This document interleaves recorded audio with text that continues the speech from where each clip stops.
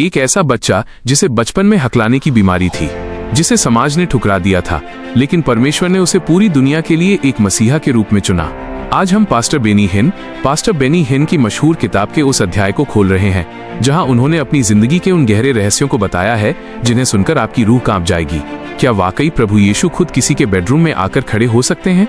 नमस्ते और जय मसीह की।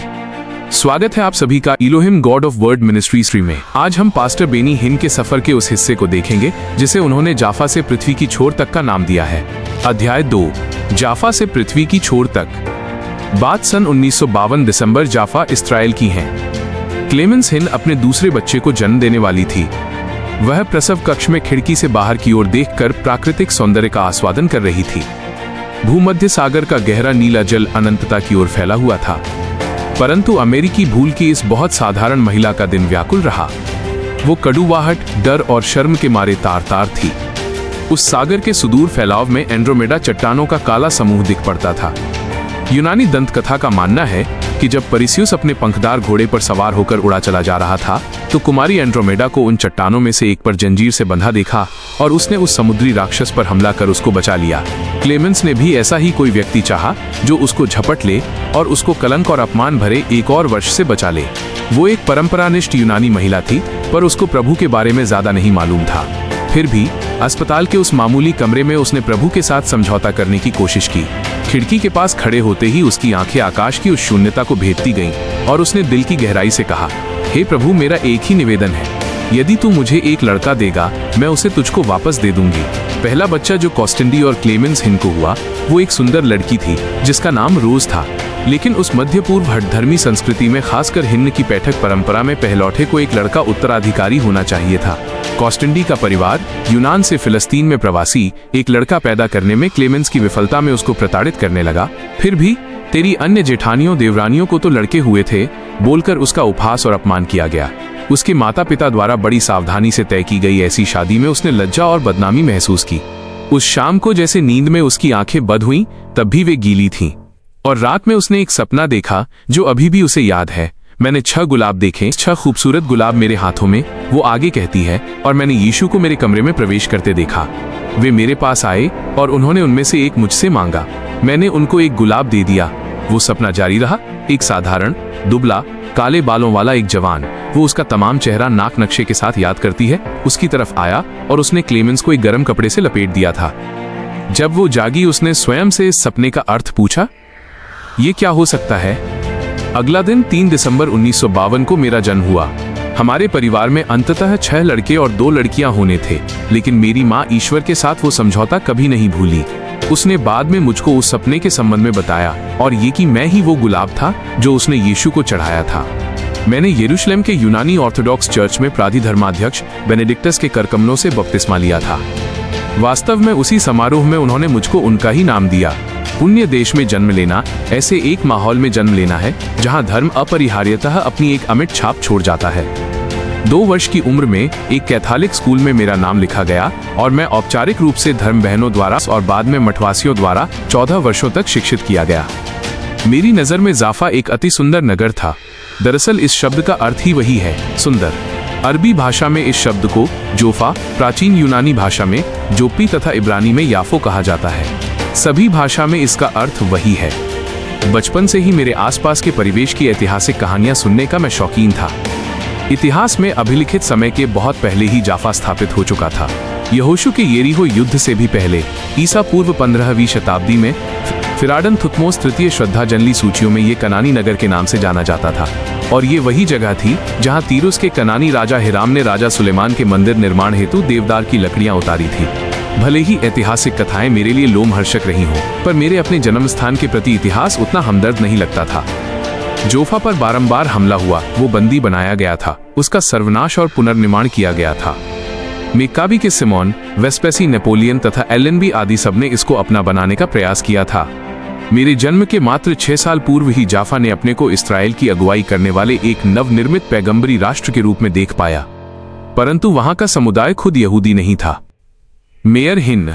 मेरी बाल्यावस्था में जाफा का मेयर मेरा पिता था। वो बहुत ही हृष्ट-पुष्ट व्यक्ति और स्वभावतः एक अच्छे अगुआ भी थे, जिसकी 6 फीट 2 इंचेस ऊंचाई और वजन 250 पाउंड था। वो हर तरफ से शारीरिक, मानसिक और आध्यात्मिक मजबूत थे। फिलिस्तीन में प्रवासी बन जाने के पहले उनका परिवार यूनान से आकर मिस्र में बस गया था, किंतु ये कहीं से आकर बस जाना एक आम बात थी। मेरे बाल्यकाल का जाफा दरअसल एक अंतर्राष्ट्रीय नगर था। Abdul Hamid jubilee clock tower, the stone walled बंदीगृह रजियल सड़क से होकर टावर स्क्वायर और 1810 में निर्मित विशाल मस्जिद की ओर टहलते समय मैं स्थानीय निवासियों को फ्रेंच, बल्गरी, अरबी, यदीश और अन्य भाषाओं में बात करते सुन सकता था। और छतरियों और कहवा खानों में बैठकर मैं बकलवा, जलाबिया, फेलाफेल, समसम तथा दर्जनों अन्य प्रकार के पकवानों का मजा लेता था। सो मेरा जन्म इस्राएल में हुआ था, पर मैं यहूदी नहीं हूँ। एक अरबी संस्कृति में पालन पोषण हुआ, पर अरबी वंश का नहीं हूँ। एक कैथोलिक विद्यालय में अध्ययन हुआ, पर एक ग्रीक ऑर्थोडॉक्स के रूप में उभरा हूँ। दुनिया के ऐसे स्थलों में भाषाएं सहज ही आ जाती। मेरा विचार था कि हर एक से ये आशा की जाती थी कि वो 3 या 4 भाषाएं जाने। अरबी हमारे घर में बोली जाती थी, परंतु स्कूल में कैथोलिक धर्म बहनों ने पुराने नियम को छोड़कर सब कुछ फ्रेंच में सिखाया। पुराना नियम प्राचीन इब्रानी में पढ़ाया जाता था। मेरे बचपन में जाफा के हजारों लोगों को उत्तर के तेल अवीव प्रांत की विस्फोटी यहूदी जनसंख्या ने निगल लिया था।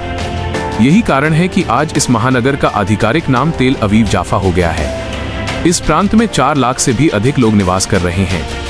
वास्तव में तेल अवीव का उद्भव तब होने लगा जब 1909 में यहूदी परीक्षण के रूप में 60 परिवारों ने जाफा के ठीक उत्तरी भाग में 32 एकड़ टीलेदार रेतीली जमीन खरीद ली तथा उस स्थान की ओर प्रस्थान किया। वहां के शोरगुल युक्त माहौल और अरबी आवासों की दुर्दशाओं से वे अब ऊब चुके थे, इसलिए यहाँ का विस्तार लगातार होता रहा। अंततः विस्तार होते होते तेल अवीव इस्राएल का सबसे बड़ा नगर बन गया। यद्यपि मेरे पिता यहूदी नहीं थे, तो भी इस्राएल के प्रशासक उन पर विश्वास करते थे और वे जाफा में ऐसे एक व्यक्ति को पाने में खुश थे जो इस प्रकार के एक अंतर्राष्ट्रीय समुदाय के बीच में एक तालमेल का संबंध स्थापित कर सके। उनकी व्यापक मित्र संगति से हमें गर्व था, जिसमें अनेकानेक बड़ी राष्ट्रीय हस्तियां शामिल थीं। उनको विदेश में इस्राएल का राजदूत बनने को कहा गया, पर उन्होंने जोफा में रहना पसंद किया। लेकिन उनके पास अपने परिवार के लिए थोड़ा ही समय था। सच में मैं ये नहीं कह सकता कि मैं अपने पिता को जान पाया। ऐसा लगता है कि वो हमेशा कुछ न कुछ समारोह या किसी महत्वपूर्ण बैठक में भाग ले रहे हों। वो कोई प्रदर्शनात्मक स्वभाव के नहीं थे, पर कठोर और उसने बिरला ही अपने स्नेह का किसी बाह्य रूप में इजहार किया। हालांकि मेरी माँ ने इसके बदले उस कमी को पूरा किया, और फिर इसका एक कारण संस्कृति भी था। आखिर पुरुष तो पुरुष ही होते थे। हम लोग आराम से रहते थे। पापा के सरकारी ओहदे ने नगर परिसर में हमारे लिए एक घर संभव बनाया था। यह घर बहुत ही सुंदर था, जिसके चारों ओर दीवारें थीं और उसके ऊपरी भाग में सुरक्षा के उद्देश्य से शीशे लगाए गए थे। मेरी माँ तो बेशक हर प्रकार से एक घर बनाने वाली थी, और फिर इन संततियों का पालन पोषण करना किसी भी भारी काम से कम नहीं था। एक कैथोलिक कोया। मेरी शिक्षा जारी रही। मैं अपने आप को एक कैथोलिक मान लिए।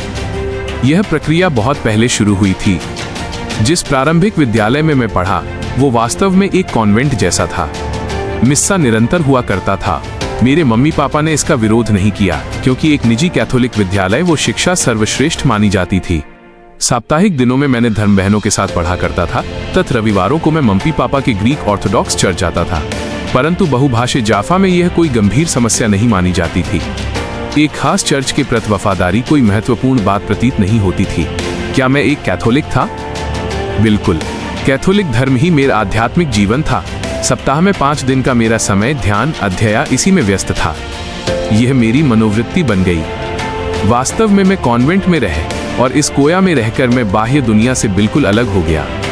दुर्भाग्य मुझे इस दुनिया से भी अलग रखा गया। मेरे बचपन का प्रारंभिक अवस्था से ही मुझको गंभीर हकलाहट की समस्या थी। सामाजिक दबाव या घबराहट से मेरी हकलाहट और भी तेज होती, तथा ये मेरे लिए बहुत ही असहनीय थी। मित्र बनाना मेरे लिए मुश्किल था। कुछ बच्चों ने मेरी हंसी उड़ाई और अन्य यूं ही मुझसे दूर रहे। विश्व घटनाएं मैंने एकदम नहीं जानी, केवल उतनी हो जितनी शिक्षकों ने मुझसे आशा की। अपितु कैथोलिक जीवन में मैं माहिर था। जैसे मेरे आगे की पढ़ाई लगातार होती रही, डे फ्रेयर कॉलेज, धर्मबंधुओं कॉलेज में मेरी भर्ती हुई तथा मठवासियों के द्वारा शिक्षित किया गया। जब मैं एक नन्हा बालक ही था, तब से ही मैं अत्यधिक धार्मिक था। मैंने प्रार्थना की, और प्रार्थनाओं की संभवतः आजकल प्रार्थना करने वाले कुछ मसीहियों से भी ज्यादा। मगर कैसे प्रार्थना करनी है ये मैंने इतना ही जाना कि हे हमारे पिता, प्रणाम मरिया, प्रेरितों का धर्मसार आदि निर्धारित प्रार्थनाएं थीं। बहुत विरले ही मैंने प्रभु से बात की। जब मेरी कोई विशेष आवश्यकता पड़ी, मैंने उसको बताया। अन्यथा मेरा प्रार्थना जीवन बहुत संगठित था। एक दिनचर्या था। एक सूत्र शायद ऐसा लगा, जब आप प्रार्थना करते हैं तो आपको दर्द महसूस होना चाहिए। और ये तो सहज ही था। घुटने टेकने के लिए वास्तव में कोई जगह नहीं थी। हर जगह केवल यरूशलेम के सफेद पत्थर ही पत्थर थे। अधिकतर घर इससे बनाए गए हैं। और जिन विद्यालयों में मैं पढ़ा, वहां तो दरी नहीं थी, सिर्फ सफेद पत्थर का सादा फर्श। दरअसल मैं इस विश्वास पर पहुंचा कि अगर आपको अपनी अनुनय विनय के साथ दर्द नहीं रहता, तो ईश्वर आपकी नहीं सुनेगा। और यही कि दर्द ही ईश्वर से कृपादान प्राप्ति करने का एक सबसे अच्छा साधन है। भले ही इस शिक्षा के साथ वस्तुतः कोई आध्यात्मिकता नहीं थी, फिर भी बाइबल की जो नींव मुझ में डाली गई, उसका मैं अभी तक आदर करता हूँ। मैं अक्सर सोचता हूँ, कितने बच्चों को पुराना व्यवस्थान इब्रानी में सिखाया जाता है, और हमारे कार्य क्षेत्रों की यात्राएं परमेश्वर के वचन को हमारे जीवन में जीवंत करती हैं। एक बार हम लोगों ने नेगेव की ओर सैर किया, जहां हम लोग इब्राहिम के द्वारा खोदे गए कुएं के पास खड़े हो गए और उसके बारे में सीखा। वो अनुभव मुझ में हमेशा के लिए अमिट रहेगा। उसका वस्त्र सफेद से भी सफेद था। मेरे जीवन में बहुत बार ईश्वर ने मुझसे दर्शन में बात की। जाफा के मेरे जीवन काल में ऐसा सिर्फ एक ही बार हुआ, जब मैं 11 वर्ष की उम्र का एक बालक था। मैं वास्तव में यह मानता हूं कि उसी समय से परमेश्वर मेरे जीवन को बदलने लगा। मुझे वो दर्शन याद है, मानो वो कल ही हुआ हो। मैंने यीशु को मेरे शयन कक्ष में प्रवेश करते देखा। उसने एक वस्त्र पहना हुआ था, जो सफेद से भी सफेद था, और एक गाढ़े लाल रंग का लबादा उसके ऊपर से ओढ़ा हुआ था। मैंने उनका बाल देखा, मैंने उनकी आंखों में देखा, मैंने उनकी हथेलियों में कीलों के निशान देखे। मैंने सब कुछ देखा। आपको ज्ञात हो कि मैं यीशु को नहीं जानता था। मैंने मसीहा को मेरे दिल में आने को कभी नहीं कहा था, पर जब मैंने उनको देखा, उसी क्षण मैंने उनको पहचान लिया। मुझे मालूम हुआ कि यही यीशु थे। जब ऐसा हुआ, मैं सोया हुआ था, लेकिन अचानक मेरे इस साधारण शरीर में एक अविश्वसनीय संवेदन महसूस हुआ, जिसकी केवल बिजली की सहरन वर्णित की जा सकती है। मुझे ऐसा लगा मानो किसी ने बिजली के तार के सॉकेट से मुझे जोड़ दिया हो। तब मैंने एक ऐसी झुनझुनी अनुभव की, जिसमें लाखों सुइयां मेरे तमाम शरीर में चुभती त्वरित दौड़ती जैसी लगी। और तब जब मैं एक बहुत गहरी नींद में था, प्रभु मेरे सामने आ खड़े हुए। उन्होंने अपनी सुंदरतम आंखों से मेरी आंखों में आंखें डालकर सीधे मेरी ओर देखा। वे मुस्कुराए और उनकी बाहें चौड़ी खुली थीं। उनकी उपस्थिति में महसूस कर सका। यह बहुत ही अद्वितीय था और इसे मैं कतई भूल नहीं पाऊंगा। प्रभु ने मुझसे कुछ भी नहीं कहा, बस यूं ही मुझको देखते रहे, और तब वे ओझल हो गई। तुरंत मैं पूरी तरह जाग गया। उस वक्त मैं शायद ही समझ पाया कि क्या हो रहा था, पर वो एक सपना नहीं था। इस तरह की भावनाएं एक सपने में नहीं होती हैं। ईश्वर ने मुझको एक ऐसे दर्शन का अनुभव करने दिया, जो मेरी तरुणाई में एक अमिट छाप डाल सके। ज्यों ही मैं जागा, वो अद्वितीय संवेदन तब भी मुझ में रहा। मैंने अपनी आंखें खोली और चारों तरफ देखा, लेकिन वो तीक्ष्ण जबरदस्त भाव तब भी मुझ में रहा। मैंने एकदम विक्षिप्त सा अनुभव किया। मैं एक पेशी भी हिला नहीं सका, एक बरौनी भी नहीं। मैं बिल्कुल निश्चेष्ट रह गया। इसके बावजूद मैं अपने काबू में था। इस अनोखी भावना में मैं आवृत्त हो गया, पर मुझ पर हावी नहीं हुई थी। वास्तव में मैंने सोचा कि मैं कुछ कहूं कि नहीं, मैं ऐसा नहीं चाहता, और ये अनुभव मुझसे टल जाता। परंतु मैंने कुछ नहीं कहा। जब मैं जागता लेटा रहा, तब वो भाव भी मुझ में टिका रहा और धीरे धीरे लीन हो गया। सुबह मैंने अपनी माँ को इस अनुभूति के बारे में बताया, और वो अब भी अपने उन शब्दों को याद करती है। उसने कहा, तब तो तुम एक संत हो। ऐसी घटनाएं जाफा में लोगों के साथ नहीं हुई थी, चाहे वे कैथोलिक हो या ग्रीक ऑर्थोडॉक्स। बेशक मैं संत बिल्कुल नहीं था, पर माँ ने विश्वास किया कि अगर यीशु मेरे पास आ गए तो वे मुझे एक उत्कृष्ट सेवा के लिए अलग करते होंगे। जब परमेश्वर मेरे जीवन से संबंध स्थापित कर रहा था, मेरे परिवार के भविष्य को हमेशा के लिए बदलने वाले अन्य तत्व भी कार्यरत थे। पृथ्वी की छोर तक, गाजा से गोलेन की चोटियों तक, 60 के दशक में इस्राएल में रहते मैं वहां के उग्र रूप लेते राजनीतिक तनाव से काफी वाकिफ हो सका। अरब का इस्राएल पर धावा उसके सीमा प्रांतों के मिस्र से लेकर यर्दन और सीरिया तक प्रायः रोज रोज होता था, तथा इस्राएली सेना भी अपने ही ढंग का जवाबी धावा लगातार करती थी, जाफा से पृथ्वी की अंत सीमाओं तक। सन 1967 मई में इस्राएल और 3 अरब देशों ने अपनी सशस्त्र सेनाओं को एक संभावित युद्ध के लिए सरतक किया। मिस्र की मांग पर संयुक्त राष्ट्रों के सैन्य दल गाजा स्ट्रिप और सिनाई पेनिसुला को छोड़कर लौट गए। फिर 5 जून 1967 को इस्राएली विमानों ने मिस्र, यर्दन और सरिया में हवाई मैदानों पर हमला किया। यह 6 दिवसीय युद्ध कहा गया था। एक ही हफ्ते में इस्राएलियों ने अरबी वायु सेनाओं का सर्वनाश किया। इस्राएली सेनाओं ने Gaza strip, Sinai peninsula, West Bank और सीरिया की गोलेन चोटियों को अपने कब्जे में ले लिया। इसराइल ने अरब के इसराइल के वास्तविक राज्य क्षेत्र से भी 3 गुना अधिक क्षेत्र पर अचानक नियंत्रण कर लिया था। वो दिन 1968 का प्रारंभ मैं कभी भी भूल नहीं पाऊंगा, जब मेरे पिता ने हमारे परिवार के सबको इकट्ठा किया और कहा कि वो हम लोगों के लिए यहाँ से प्रवास करने की योजना बना रहे थे। उन्होंने चिताया, कृपया इसकी चर्चा किसी से नहीं करें, क्योंकि हमारे बाहर जाने के वीजा के साथ कुछ समस्या खड़ी हो सकती है। शुरू में हमारी योजना बेल्जियम जाने की थी। पिता के कुछ रिश्तेदार वहां थे और फिर फ्रेंच भाषी प्रदेश जाने का विचार ही बड़ा उत्तेजक लगा। इसके अतिरिक्त फ्रेंच ही मेरे स्कूली अध्ययन काल की भाषा थी। इस दरमियान एक शाम को कनाडा दूतावास से एक सहचारी हमारे घर आए तथा कनाडा के जीवन के संबंध में एक फिल्म दिखाया। टोरंटो बहुत प्रगतिशील नगर जैसा लगा। पिता के 2 भाई वहां रहते थे, पर हमें संदेह था कि वे हमारे आधिकारिक समर्थक बनने में आर्थिक दृष्टि से सक्षम थे। हमारे प्रस्थान से संबंधित समस्या दिनों दिन बढ़ने लगी। एक बार मेरे पिता ने कहा कि 5 सालों के लिए हम शायद इस देश से निकलने में समर्थ नहीं होंगे। ईश्वर के साथ मेरा समझौता। उसी समय जब हम सभी लोग प्रस्थान करने को उत्तेजित थे, मैं अपने घुटनों पर आ गया, यरूशलेम के उस सफेद पत्थर पर, और परमेश्वर से मैंने एक वादा किया। हे प्रभु, मैंने प्रार्थना की, अगर आप हमें निकाल लेंगे तो मैं आपके लिए जैतून तेल का सबसे बड़ा मर्तबान ला दूंगा। और मैंने आगे कहा, जब हम लोग टोरंटो पहुंचेंगे तब मैं उसे चर्च ले आऊंगा तथा आपको धन्यवाद स्वरूप चढ़ाऊंगा। मेरे अतीत के जीवन में परमेश्वर के साथ ऐसा समझौता कोई नई बात नहीं थी, और जैतून तेल बड़ी महंगी वस्तु थी। इसलिए मैंने वादा किया। कुछ हफ्ते में कनाडा दूतावास से एक आदमी ने मेरे पिता को बुलाकर कहा, श्रीमान हिन, हम लोगों ने सारा काम पूरा कर लिया है, ये नहीं पूछना कि कैसे। आपके सारे कागजात नियमानुसार हैं और आप जब भी चाहें जा सकते हैं। इसमें कोई ज्यादा समय नहीं लगा। हम लोगों ने प्रायः अपनी जायदाद बेच दी और उत्तर अमेरिका में एक नई जिंदगी के लिए तैयार हो गए। पवित्र देश में उन आखिरी दिनों में मुझ में एक तीव्र भाव था कि कुछ बड़ी घटना घटने को थी। मुझे ये मालूम था कि मैं एक विशेष नगर छोड़ रहा था, पर मुझे ये भी आभास था कि सर्वोत्तम मेरे भावी खजाने में छिपा था। योना तो इसी प्राचीन नगर जोप्पा मेरा जाफा के इस बंदरगाह से ही प्रस्थान किया था। उसका नतीजा था नीनवे की मुक्ति। और कितनी बार मैं उस ऊंचे किले पर चढ़ चुका था जो उस बंदरगाह के ऊपर से दिखता था। दीपगृह के समीप सन 1954 में निर्मित एक फ्रांसिस्कन चर्च है।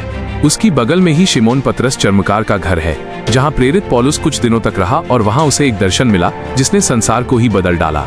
परमेश्वर की आवाज उसको ये कहती सुनाई पड़ी कि यहूदियों के साथ साथ गैर यहूदियों को भी चर्च में स्वीकार करें। और पतरस ने उत्तर दिया, अब मैं अच्छी तरह जानता हूं कि परमेश्वर भेदभाव नहीं करता, किंतु हर एक राष्ट्र में जो उस पर श्रद्धा रखता और धर्माचरण करता है वो ईश्वर का कृपा पात्र बन जाता है। तब पतरस ने मुंह खोलकर कहा, अब मुझे निश्चय हुआ कि परमेश्वर किसी का पक्ष नहीं करता, वरन हर जाति में जो उससे डरता और धार्मिक काम करता है वो उसे भाता है। प्रेरितों के काम 10:34-35। उसी समय से यीशु का शुभ संदेश जाफा से कैसरिया और पृथ्वी के सीमाओं तक सारी मानव जाति का आलिंगन करता हुआ फैलता गया। जैसे हम लोग हगेना सड़क से होकर लोध हवाई अड्डे की ओर से आगे बढ़े, मुझे संदेह हुआ, क्या मैं उस स्थान को पुनः देख पाऊंगा? मुझे उन कैथोलिक धर्म बहनों की याद आ गई जिन्होंने मुझे बहुत लाड़ प्यार से पढ़ाया था। क्या मैंने आखिरी बार उनके चेहरे देखे थे? हवाई जहाज की खिड़की से मैंने तेल अवीव पर वो अंतिम दृष्टि दौड़ाई। धूसर सफेद घनों का एक बृहत विस्तार। मेरे पीछे सुदूर में धुंध सी झलक रही यहूदिया की पहाड़ियां थीं। और ज्यों ही हम भूमध्य सागर के ऊपर से आगे उड़े जा रहे थे, मैंने जाफा को एक आखिरी अलविदा कहा। मेरा कंठ रूंध गया। मैं 14 वर्ष का था और मेरे संपूर्ण अतीत जीवन में बस ये एक ही घर था जिसको मैंने जाना था। छतरी में आइसक्रीम। हिन्न परिवार का जुलाई 1968 में टोरंटो आगमन एक अघोषित घटना थी। बस यही तो मेरे पिता चाहते थे। कोई स्वागत समिति हमसे मिलने नहीं आई और पहले से कोई नौकरी भी कहीं तय नहीं थी। हम लोग अपनी पीठों पर कपड़े लिए, अटैचियों में थोड़ी संपत्ति और जाफा में बिक्री संपत्ति से प्राप्त कुछ पैसे के साथ यहाँ पहुंचे। कुछ दिन बिताने के लिए इतना पर्याप्त था। हमारा नया जीवन किराए के एक फ्लैट में शुरू हुआ। एक विदेशी संस्कृति में अचानक टपक पड़ना कितना बड़ा धक्का था। मैं कई भाषाओं में हकला सकता था, पर अंग्रेजी उनमें नहीं थी। 1, 2, 3 बस उतना तक हो गया, किंतु पापा ने एक मामूली दरखास्त भरने तक की पर्याप्त अंग्रेजी सीखी थी और सफल हुआ। अतः उन्होंने और कोई नौकरी न पाकर बीमा का एक विक्रेता बनने की चुनौती को स्वीकार किया। मुझे नहीं मालूम कि ये उन्होंने एक बड़े परिवार के पालन पोषण को उठाने के कारण किया था या लोगों से संबंध स्थापित करने के उसके चारित्रिक वैशिष्ट के कारण। कुछ भी हो, जल्द ही इस नए पेशे में मेरे पिता बड़े सफल सिद्ध हुए। अधिक महीने नहीं हुए कि हमारा अपना ही एक नया घर हो गया। ये हम सबों के लिए एक बड़े गौरव की बात रही। मेरी जीवन शैली तेजी से बदल गई। निजी कैथोलिक विद्यालय के बदले मैं एक राजकीय उच्च विद्यालय जॉर्जेस वॉनियर उच्चतर माध्यमिक स्कूल गया। हालांकि स्कूल के अधिकांश छात्रों की अंशकालिक नौकरी थी, वही तो मैं भी करना चाहता था। हम लोग टोरंटो के उत्तर यॉर्क भाग में रहते थे और हमसे कुछ ही दूरी पर एक नया फेयरव्यू छतरी खुला था। मैंने एक छतरी में, जहां गुलमा और आइसक्रीम बिकता था, दरखास्त दी। यद्यपि मुझे इसके पूर्वानुभव नहीं था, फिर भी उन लोगों ने मुझे काम पर रख लिया और प्रत्येक दिन स्कूल के बाद मैं वहां जाता था। एक शनिवार को मैं एक किराना दुकान गया और मैंने प्रबंधक से पूछा, क्या आपके पास जैतून तेल है? मुझे उसका सबसे बड़ा डिब्बा चाहिए। बिल्कुल, उसने एक बड़ा वाला डिब्बा मुझे ला कर दिया। अगले दिन अभिमान के साथ मैं ग्रीक ऑर्थोडॉक्स चर्च गया और मैंने परमेश्वर से की गई प्रतिज्ञा पूरी की। उस तेल को मैंने वेदी के सामने रखा और धीरे से कहा, हे प्रभु, आपको धन्यवाद। इस नए घर में हमें सुरक्षित लाने के लिए आपको धन्यवाद। मेरा हृदय उस तेल के बर्तन की भांति पूर्ण रूप से भरा हुआ था। उस छतरी में मैंने अपना काम किया। मेरी हकलाहट के कारण मैं किसी से भी ज्यादा बात नहीं करता था, पर मैं शुगर कोन में आइसक्रीम भरते समय थोड़ा सनसनाता था। मैं बॉब नामक एक सहकर्मी के साथ काम करता था। क्या बॉब का दिमाग फिर गया? सन 1970 का वो दिन मैं कदापि नहीं भूलूंगा। जब मैं काम करने आया तो देखा कि बॉब ने कुछ विचित्र काम किया था। उस छोटी छतरी की दीवारों पर सभी जगह उसने बाइबल के पद लिखे पर्चे चिपकाए थे। मैंने सोचा कि उसका दिमाग खराब हो गया था। मैं जानता था कि वो एक ईसाई था, ऐसा उसने मुझसे कहा था, लेकिन क्या ये हद से ज्यादा नहीं था? मैंने मन ही मन कहा, क्यों वो ऐसा कर रहा है? क्या यह मेरे लिए है? मैं तो शायद उससे भी अधिक बाइबल जानता था। आखिरकार मैंने उनसे पूछा, कागज के इन टुकड़ों का क्या मतलब है? तुरंत ही वो मुझको गवाही देने लगा। मैंने सोचा कि वो कभी नहीं छोड़ेगा, और जब उसने समाप्त किया तो मैंने उस सनकी से जितना संभव हो दूर रहने का संकल्प लिया। लंबे समय तक मैंने उससे दूर रहने की कोशिश की। चूंकि हम दोनों को साथ साथ काम करना था, इसलिए ये बिल्कुल असंभव था। इसके अलावा बार बार धर्म संबंधी विषय लाया करता था, पर यह उससे भी ज्यादा था।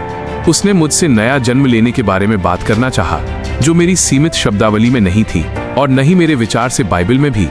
अंत में बॉब ने छतरी की अपनी नौकरी छोड़ दी, परंतु उसके अनेक दोस्त मेरे स्कूल में थे और आगामी 2 वर्षों तक मैंने उनसे दूर रहने का पूरा प्रयास किया।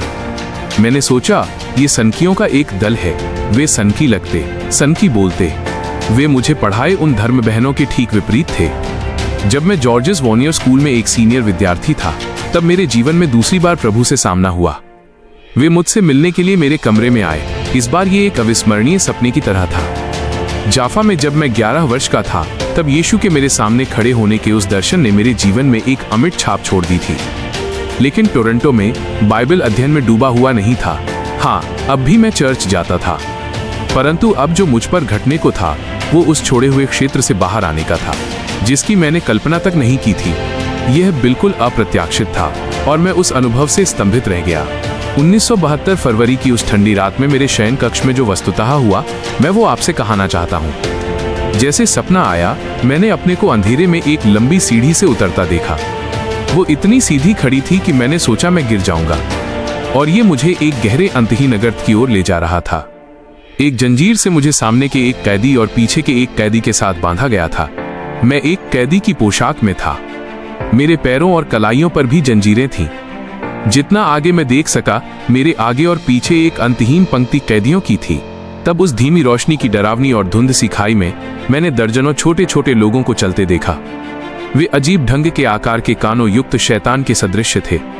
मैंने उनके चेहरे देख नहीं पाए तथा उनके रूप मुश्किल से देख सका, किंतु हम लोग निश्चित रूप से सीढ़ी से नीचे की ओर उनके द्वारा खींचे जा रहे थे, कसाईखाने की ओर लिए जा रहे पशुओं की भांति, या उससे भी बदतर। सहसा ईश्वर का एक दूत वहां प्रत्यक्ष हो गया।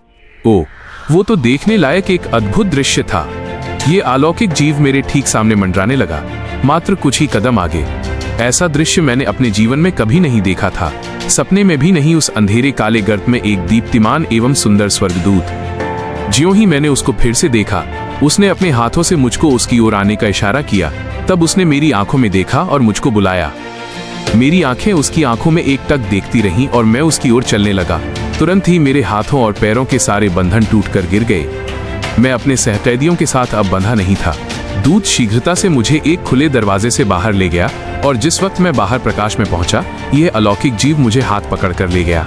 उसने मुझे डॉन मिल सड़क पर उतार दिया, जॉर्ज वॉनियर स्कूल के ठीक कोने पर स्कूल की दीवार के बिल्कुल करीब एक खिड़की के पास छोड़ दिया। क्षण भर में दूत ओझल हो गया और मैं पहले ही जाग गया और क्लास शुरू होने के पहले पुस्तकालय में बैठकर पढ़ने के लिए स्कूल की ओर जल्दी चल पड़ा। मैं पलक तक नहीं झपका सका। मैं वहां बैठा सपने के बारे में सोच भी नहीं रहा था। छात्रों का एक छोटा दल मेरी मेज की ओर चलकर आया। मैं उन्हें तुरंत पहचान गया। ये वे लोग थे जो यीशु की बात को लेकर मुझे तंग किया करते थे। इन्होंने अपनी प्रातःकालीन प्रार्थना सभा में मुझको भाग लेने को कहा। वो कमरा पुस्तकालय के नजदीक था। मैंने सोचा, ठीक है, मैं उल्टा इनसे पीछा लूंगा। एक छोटी सी प्रार्थना सभा है, मेरा क्या बिगड़ सकता है। मैंने उत्तर दिया, ठीक है, और वे मेरे साथ प्रार्थना कक्ष में चले गए। यह एक छोटा ग्रुप था, केवल 12 या 15 लड़के, और मेरी कुर्सी ठीक बीच में थी। एकाएक दल के सारे लड़कों ने अपने हाथ ऊपर उठाए तथा वे कुछ अनोखी सी विदेशी भाषा में प्रार्थना करने लगे। मैंने अपनी आंखें बंद नहीं की, पलक तक मैंने नहीं झपका। ये लड़के 17, 18, 19 वर्ष की उम्र के थे। स्कूल मेरे जाने पहचाने बच्चे जो कुछ अबूझ आवाजों में ईश्वर की स्तुति कर रहे थे। अलौकिक भाषाओं में बात करते मैंने कभी नहीं सुना था और मैं अवाक रह गया। ऐसा सोचना कि बेन्नी यहाँ एक राजकीय विद्यालय में एक सार्वजनिक संपत्ति पर कुछ बड़बड़ाते धर्मातों के बीच बैठा था, मेरी समझ के परे था। मैंने प्रार्थना नहीं की, मैंने केवल निरीक्षण किया। अब आगे जो हुआ उसकी मैं कल्पना भी नहीं कर सका। प्रार्थना करने की एक आकस्मिक प्रेरणा ने मुझे चौंका दिया, लेकिन मुझे सच में नहीं मालूम था क्या बोलना है। प्रणाम माता मरियम मेरे ख्याल से असंगत लगा। पापी की प्रार्थना मुझे सिखाई नहीं गई थी, मेरी सारी धर्म शिक्षा क्लासों में भी नहीं। एक ही वाक्य मुझे याद था जो मैंने यीशु लोग के संपर्क में सीखा था, तुमको यीशु से मिलना ही है। ये शब्द मेरे लिए अप्रासंगिक भी लगे, क्योंकि मैं सोचता था मैं उसको जानता था। ये एक नाजुक स्थिति रही। मेरे साथ कोई प्रार्थना नहीं कर रहा था और न ही मेरे लिए। बावजूद इसके मैं एक सघन आध्यात्मिक माहौल से घिर गया, जिसका इसके पूर्व मैंने कभी अनुभव नहीं किया था। क्या मैं एक पापी था? मैं ऐसा नहीं सोचता। बस मैं एक अच्छा साधारण कैथोलिक बालक था, जिसने प्रत्येक रात को प्रार्थना की और पापों का अंगीकार किया, भले ही मुझे ऐसे करने की जरूरत थी या नहीं। लेकिन उस वक्त मैंने अपनी आंखें बंद कर ली और मात्र 4 शब्द कहे, जिन्होंने मेरे जीवन को हमेशा के लिए बदल दिया। प्रभु यीशु लौट आ। मुझे ये नहीं पता था कि मैंने ऐसा क्यों कहा, पर उतना ही मेरे मुंह से निकल सका। मैंने उन शब्दों को बार बार दोहराया, प्रभु यीशु लौट आ, प्रभु यीशु लौट आ। क्या मैंने सोचा कि वे मेरा घर छोड़कर या जीवन से चले गए थे? सच में मुझे नहीं मालूम, किंतु जिस वक्त मैंने ये शब्द उच्चरित किए, एक भाव मुझ में आ गया।